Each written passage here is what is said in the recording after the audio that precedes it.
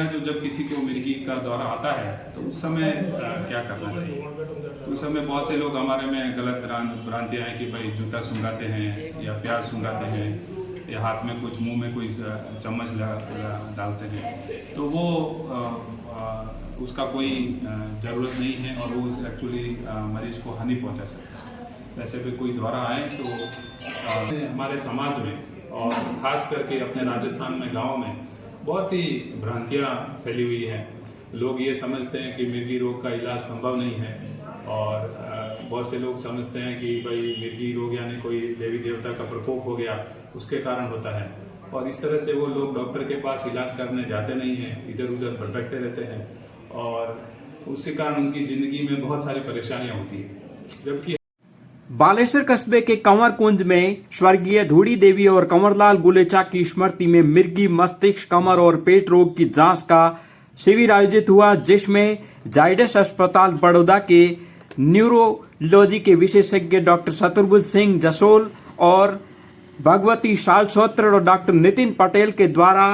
435 मरीजों की निःशुल्क जांच की और मिर्गी रोग, जो कि ग्रामीण क्षेत्र में अंधविश्वास के चलते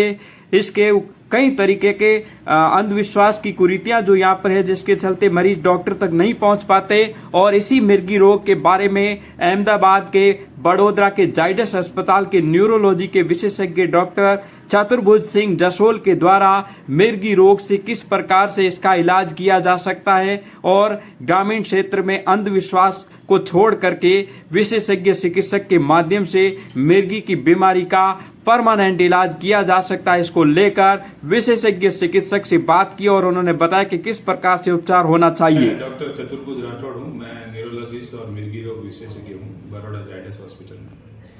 जो मिर्गी रोग है एक सामान्य रोग है और बहुत से लोगों में ये होता है, और मिर्गी के रोग के बारे में हकीकत ये है कि मिर्गी रोग का अगर अच्छी तरह से निदान और अच्छी तरह से इलाज किया जाए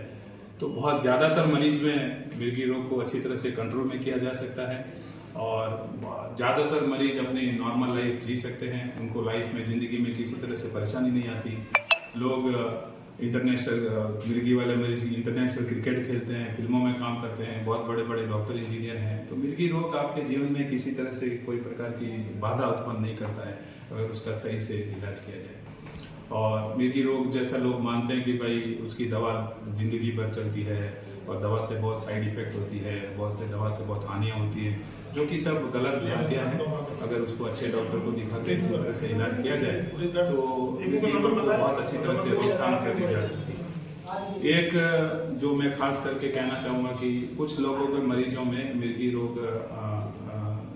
दवा से कंट्रोल में नहीं होता, ऐसे बहुत से मरीजों में हम ऑपरेशन से भी मिर्गी मिला सकते हैं और बहुत से लोग ऑपरेशन के बाद मिर्गी के लोग अपनी नॉर्मल लाइफ जी सकते हैं।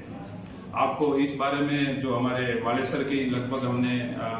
4-5 लोगों का ऑपरेशन किया हुआ है और इसमें हमारे सेठ साहब मदन लाल जी गुलेचा ने बहुत योगदान दिया है। उन्होंने ऑलमोस्ट बालेश्वर के सब मरीजों को मिर्गी रोग के लिए अच्छी तरह से इलाज के लिए प्रेरित किया है और मेरे को लगता है कि बालेश्वर में तो ऑलमोस्ट सभी लोग मिर्गी के लोगों का अच्छी तरह से कंट्रोल हो गया है।